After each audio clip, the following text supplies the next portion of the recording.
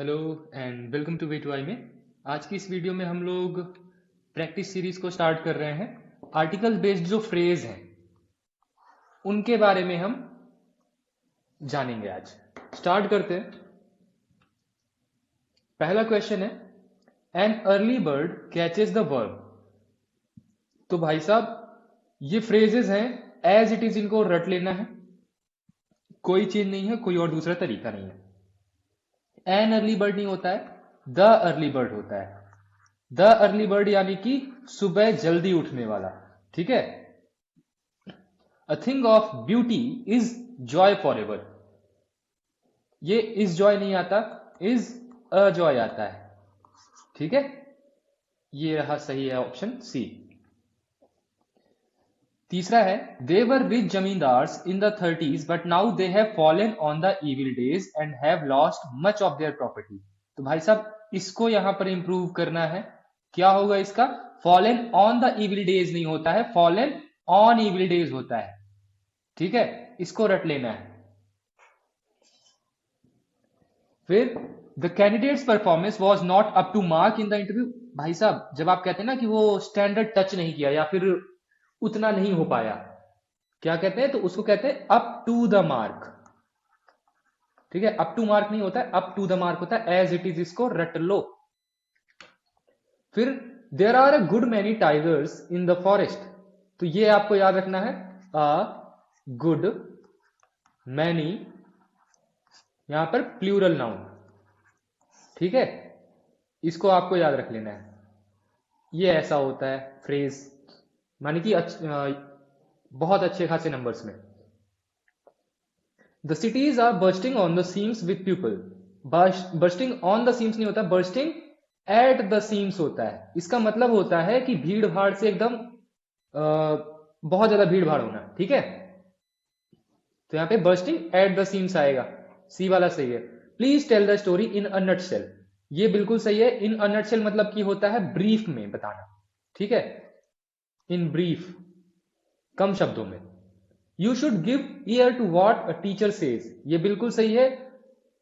To give year, इसका मतलब होता है ध्यान से सुनना। ठीक है, इसको भी याद कर लेना है। अगला है, his office is at the arms length from the house he inherited from his ancestors. तो एट द आर्म्स लेंथ, ये ऐसा कोई फ्रेज नहीं होता है, एट आर्म्स लेंथ होता है।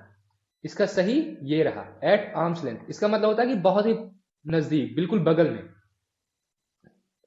Florence Nightingale was called lady with the lamp. यहां पर the lady with the lamp आएगा। ठीक है, आपको अगर कभी भी आर्टिकल लगाने का समझ ना आ रहा हो ना, तो उसके अगल बगल कोई अगर नाउन है, जैसे कि यहां पर देखो लैंप है, और उस नाउन के साथ में जो आर्टिकल लगा हो, दूसरे वाले नाउन के पास में भी वही सेम आर्टिकल लगा देना। आमतौर पे 50 to 60% यही केस होता है। ठीक है,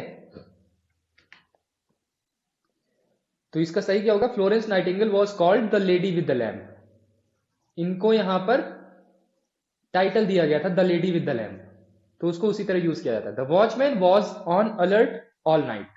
ऑन अलर्ट नहीं, to be on alert. To be on the alert होता है, यानी कि सतर्क रहना, सतर्क होना।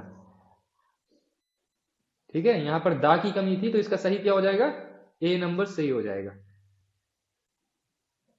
A bird in a hand is worth two in the bush। ये पूरा का पूरा एक इडियम है।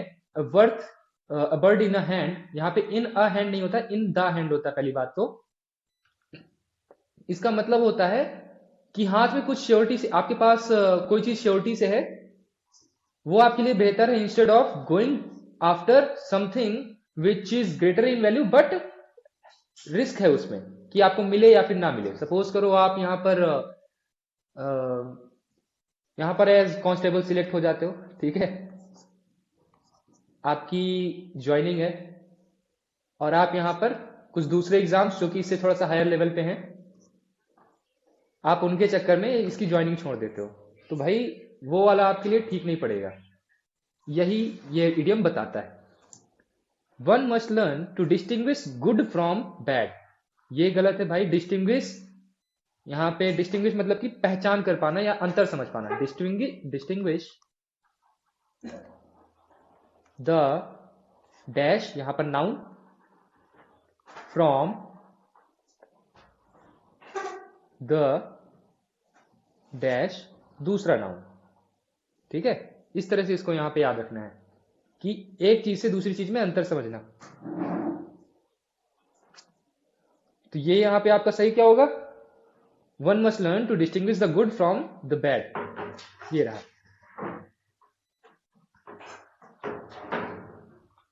फिर इसके बाद अगला है variety is spice of life. क्या ये सही है भाई?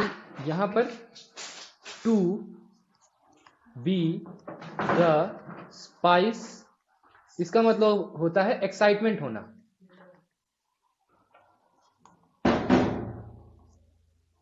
टू बी द स्पाइस, तो यहां पर variety is the spice of life, ये सही होगा। For me money is only the means to an end, ये नहीं होता भाई, ओनली अ मीन्स होता है। यहां पर जो द मीन्स लिखा हुआ है इसका सही क्या होगा? ओनली अ मीन्स, यानी कि एक तरह का गुजारा करने का साधन। The police failed in its attempt to disperse the crowd before the miscreants set the fire on the bus. भैया ये गलत है। सेट समथिंग ऑन फायर, ये होता है सही चीज, किसी चीज को आग लगा देना। Students must give the ear to what the teacher tells them. भैया अभी अभी हमने बताया कि गिव ईयर होता है, टू गिव ईयर होता है, टू गिव द ईयर नहीं होता है। इसका मतलब होता है ध्यान से सुनना। तो इसका सही क्या हो जाएगा? To give ear. The ship is at the anchor and the sailors are now at ease. At the anchor नहीं होता है, एट एंकर होता है। आप यहां पर द का यूज तब तक नहीं करोगे जब तक ये किसी स्पेसिफिक एंकर की बात ना कर रहा हो। After knowing truth they took the right decision in the matter.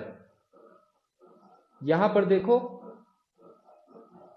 To know the truth होता है हमेशा।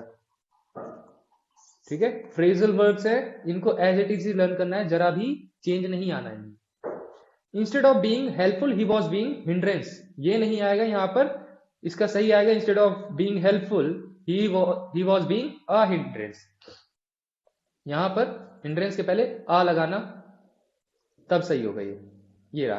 Instead of being helpful he was being a hindrance. The children are driving me to the distraction today. भैया driving, to drive somebody to distraction,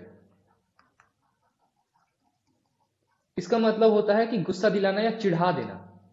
ठीक है, तो यहां पर to drive somebody to distraction होता है, टू द डिस्ट्रैक्शन नहीं होता। तो यहां पर जो टू द डिस्ट्रैक्शन लिखा हुआ है इसकी बजाय यहां पर टू डिस्ट्रैक्शन, यहां पे एक मिनट, टू द डिस्ट्रैक्शन है, ड्राइविंग में द डिस्ट्रैक्शन आएगा, वो भी गलत बता दिया था।